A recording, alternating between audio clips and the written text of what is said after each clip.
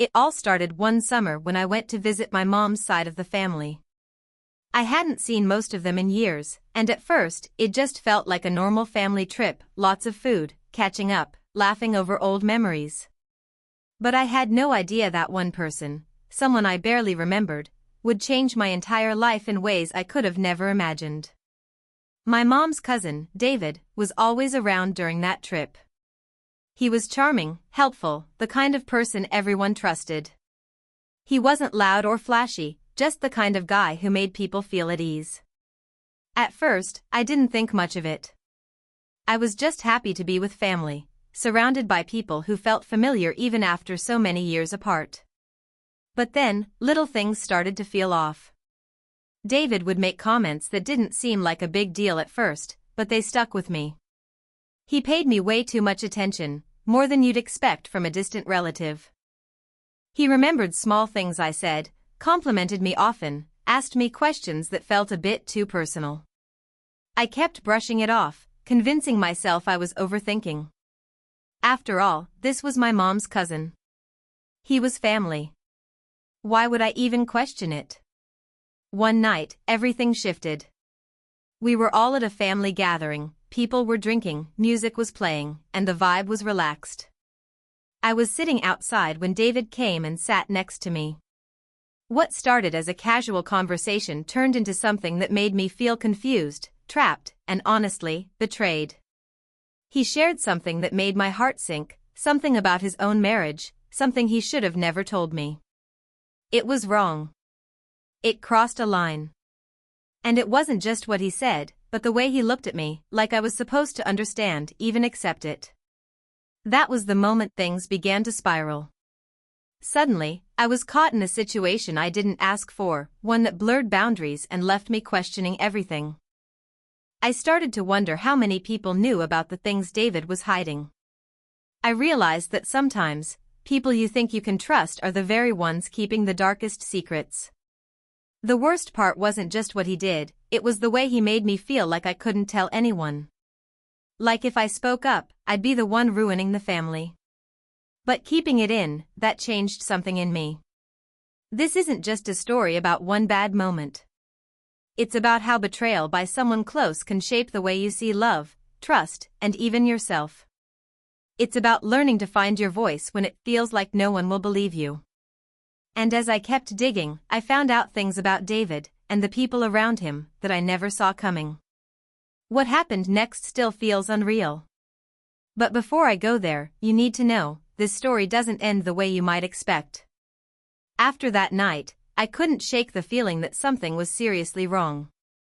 I kept going over his words in my head, wondering what he really meant, wondering if I'd misunderstood. But deep down, I knew I hadn't. There was a look in his eyes, something unsettling, like he had let me in on a secret he thought I'd keep. And now, I was carrying it. The next few days were awkward. David acted like nothing had happened, like everything was perfectly normal. He smiled, laughed with the rest of the family, even helped my mom set up for dinner like he always did. But I couldn't look at him the same way. Every time he walked into the room, I felt my stomach twist. I started paying more attention, trying to connect dots I hadn't seen before. David's wife, Clara, was quiet. Too quiet. She had this distant look in her eyes, like she was always somewhere else. She'd smile when spoken to, but it never reached her eyes. One evening, I caught her alone in the kitchen and asked if she needed help. She looked at me for a long second, like she was deciding whether or not to say something, then just said, "I'm used to doing things on my own." That sentence stuck with me. There were whispers, little moments when the adults would talk in hushed voices and stop when someone walked in. I overheard my mom say to my aunt, "He's always been like that, but she won't leave him." That hit me hard. What did she mean by like that? What had David done before? I realized I might not be the first person to feel this way around him. That made the situation even scarier. If people already knew parts of the truth and still allowed him to play this role in the family, what else was being hidden? I wanted to say something, to ask questions, but I didn't know who I could trust. the last thing I wanted was to cause a scene or be blamed for making drama. I felt trapped between protecting myself and keeping the peace. And it wasn't just about me anymore. The more I noticed, the more I saw how deeply this web of secrets went. Something was broken, not just in David, but in the way this family handled things. Then, I found something that confirmed my gut feeling and made it impossible to ignore what was really going on. But what I found also raised even more questions. I wasn't ready for the truth. And I definitely wasn't ready for what happened next. The thing I found was a letter. It was tucked in the back of one of the kitchen drawers, under some old birthday cards and faded recipes. I hadn't been snooping, not really, I was just looking for a pen. But once I saw the envelope with Clara's name written in shaky handwriting, something told me to read it. It wasn't sealed. The words inside weren't long, but they hit like a punch to the chest. It was a note from Clara to herself, almost like a journal entry, where she wrote about how tired she was. Tired of pretending. Tired of holding on to a marriage that made her feel invisible. And the part that caught me the most, she wrote, "He lies to everyone. Even me. But I see what he's doing, and I'm not the only one anymore." That last line stayed with me. I wasn't the only one. Suddenly, I started seeing everything through a new lens. I watched the way Clara kept her distance, how she avoided eye contact with David in public but flinched when he touched her in private. I remembered small things, how my aunt once said Clara used to be more outgoing, more full of life. That she had changed after the first few years of marriage. It all started making sense, or at least enough sense to know that something had been broken for a long time. I tried talking to my mom, bringing up things carefully, not naming names. But even she seemed nervous. She told me, some things are better left alone. Families are complicated. It was like she knew, or at least suspected something, but didn't want to get involved. That made it worse. The silence wasn't just in Clara, it was in everyone. Like they'd all agreed, at some point, to ignore the signs. To protect an image instead of the people actually hurting behind it. Meanwhile, David continued acting like nothing was wrong. He even offered to drive me into town one day, just the two of us. I told him I wasn't feeling well. I couldn't handle being alone with him again, not after everything. But he noticed my shift. He started pulling back, watching me more carefully, as if he could sense I knew something I shouldn't. I kept asking myself, how far did this go? What exactly was David hiding, and why was everyone so scared of confronting it? I felt like I had walked into a story that had been unfolding long before I arrived. And I still didn't know how deep it went, or what it would cost me to find out. A few days later, everything reached a boiling point. The energy in the house had changed, tense, heavy, like everyone was walking on eggshells. No one said it out loud, but something was clearly off. Clara barely spoke. My mom stayed in the kitchen more than usual, keeping busy with tasks that didn't need doing. And David, he kept trying to act normal, but I could feel him watching me. Quietly. Constantly. I started sleeping with my door locked. I know it sounds dramatic, but I didn't feel safe. Not with the way David had been acting. Not with the secrets piling up. One night, I woke up to the sound of voices outside my room, low, urgent whispers. I got up and pressed my ear to the door. I could hear Clara and David arguing, and for the first time, she wasn't being quiet about it. I couldn't hear every word, but the tone said enough. She was angry. Hurt. And finally, she wasn't hiding it. She said something like, "You said it was over. You promised me." His voice was harder to make out, but it sounded like excuses. Denial. He kept trying to calm her down, but she wasn't having it. I stood there frozen, heart racing, trying to figure out if I should step in or stay silent. I ended up doing nothing. The argument stopped after a few minutes, and everything went quiet again. But that was the moment I knew things were coming to a head. The next day, I decided I couldn't stay quiet any longer. I needed answers. I needed someone to talk to who wouldn't brush it off or tell me to let it go. I found my older cousin Mia, Clara's daughter from a previous relationship, outside in the backyard. I didn't know her well, but I figured if anyone had noticed what I had, it would be her. So I asked. Carefully. Slowly. Not giving too much away at first. She looked at me for a long time, then said, "You saw it too, huh?" That was all it took. The dam broke. She told me things I wasn't ready for. Stories from years ago. Other people. Patterns. A whole side of David I didn't know about. A pattern of behavior that had been ignored, forgiven, or hidden under the rug for years. And now, I was caught in the middle of it. The worst part? What Mia told me next wasn't just about David. It involved someone else in the family. Someone I never would have suspected. And in that moment, I realized this wasn't just one person's secret. It was a whole family's cover-up. And everything was about to explode. Mia looked straight at me, her voice shaking, but steady enough to make sure I understood what she was about to say. "It's not just David," she said. "It's your mom too." I froze. My heart dropped. I couldn't speak. I just stared at her, waiting for her to say it was a joke, or a misunderstanding. But she didn't. Instead, she kept going. "A long time ago, when you were little, before we even moved out of town, my mom caught them. Together."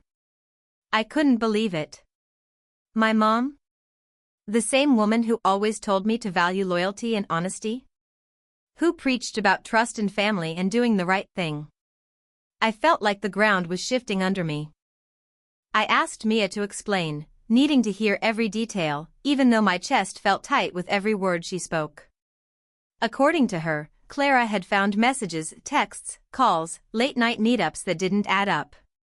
She confronted David, and he denied everything, like he always did. Clara didn't want to blow up the family, especially not with Mia still young at the time, so she stayed quiet. But she never forgot. And the tension between her and my mom, which I'd always noticed but never understood, suddenly made sense.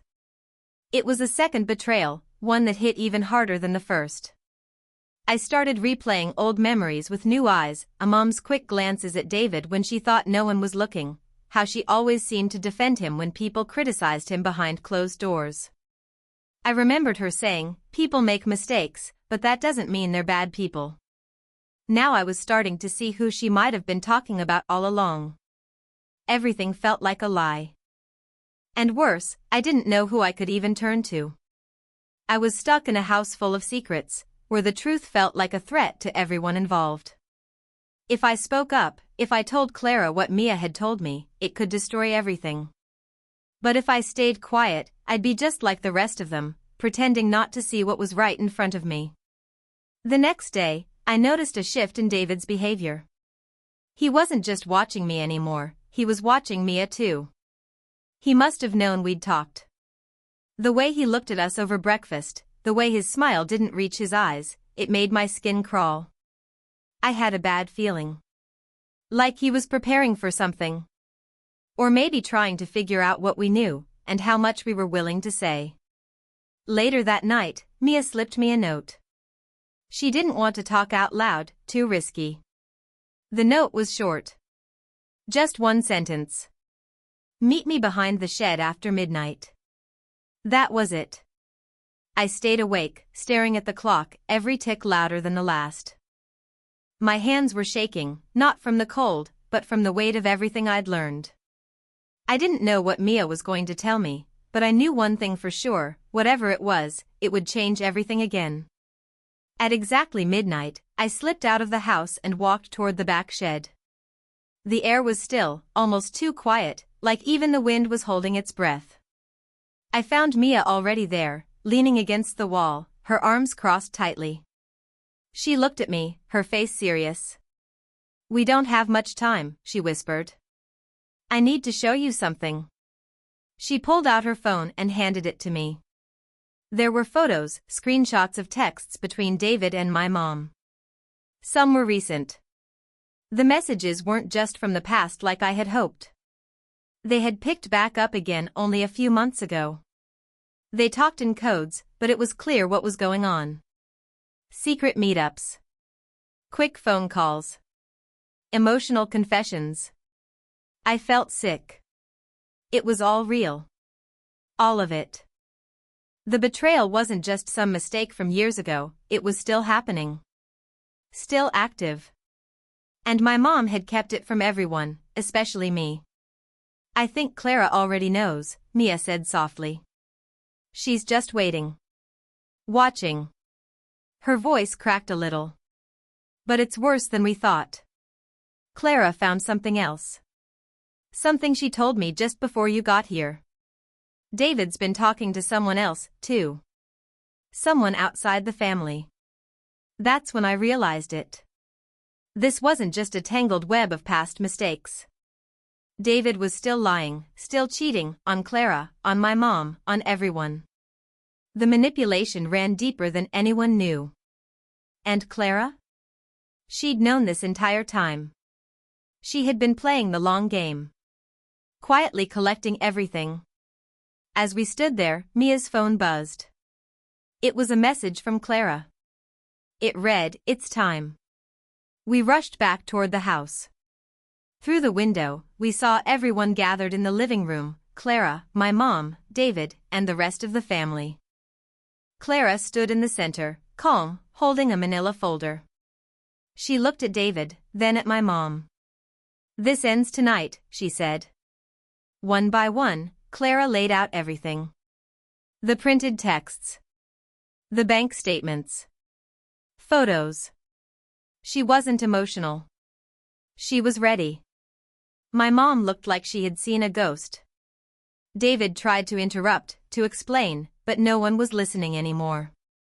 For the first time, the truth was louder than his voice. That should have been the end. The moment where the lies finally caught up. But then, Clara said something no one expected. "You think I didn't know all these years? I let it go because I had my own secrets." Everyone went silent.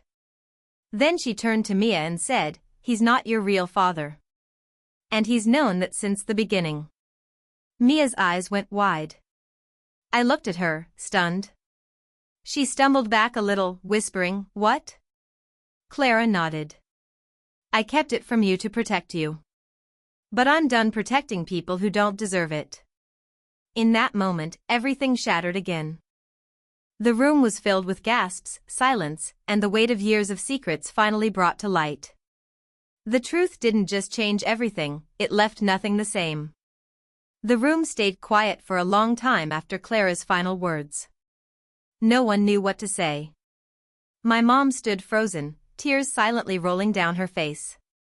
David just sat there, looking smaller than I'd ever seen him. Mia didn't speak either, she just kept staring at Clara, trying to process the truth. I could feel the tension break, not with yelling or fighting, but with silence. The kind that says everything has changed, and nothing will go back to how it was. Later that night, the family scattered. Some people left early. My mom locked herself in the guest room. David went out for a drive and didn't come back until morning. I stayed up with Mia. We didn't talk much. Just sat in the quiet, letting the truth settle. She didn't cry. She just looked tired, like someone who had been holding too much for too long and finally let it all go. The next day, Clara packed a small bag and told David she was leaving. Not just the house, but the marriage. She'd already spoken to a lawyer. She had a plan. She wasn't yelling or bitter, just done. She hugged Mia before she left and told her, "You were never a mistake. You're the only reason I stayed this long." Then she looked at me and said, "Thank you for seeing what others ignored." My mom didn't say much after it all came out. She tried to talk to me once, but I didn't know how to respond. I was angry, confused, hurt. Everything I believed about her had been flipped upside down. Over time, I understood that people are more complicated than we want them to be. She had made mistakes, big ones, but she was still my mother. Forgiveness didn't come right away, but I left the door open. Mia stayed with me for a few weeks after Clara moved out. We grew close, not just from the secrets we uncovered, but from everything we shared after. We went from distant relatives to something more like sisters. She started therapy. I did too.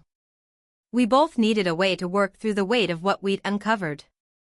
David eventually left town. No big announcement, no goodbyes. Just gone. Some people in the family were still trying to pretend nothing had happened. Others, like Clara and Mia, finally found peace in the truth. It didn't fix everything, but it freed them from the lies they'd been living under. Looking back, that summer changed my life. Not because of one person's infidelity, but because of what it revealed about the people around me, and about myself. Sometimes the truth is messy, painful, and heavy. But hiding from it doesn't make it go away. Facing it is what sets you free. And no matter how broken things seem, there's always a way forward, even if it means starting over. 24.